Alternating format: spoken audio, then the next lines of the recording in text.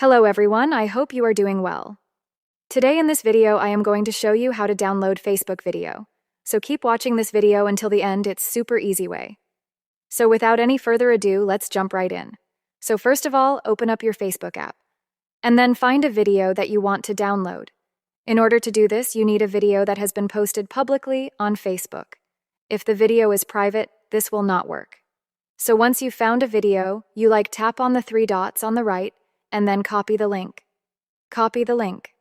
Once you have the link to the video, open up your preferred web browser, and then search for Facebook Video Downloader, and then tap on the first search result, fdown.net.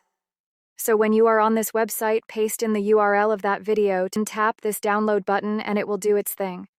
Tap on Force Download and then scroll down a little bit and tap on More Options, and then tap on Force Download HD Exit out of the ad, and then that video will be downloaded to your phone.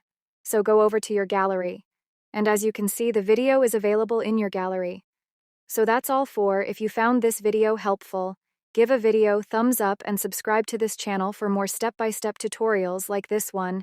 Thank you so much for watching and have a nice day.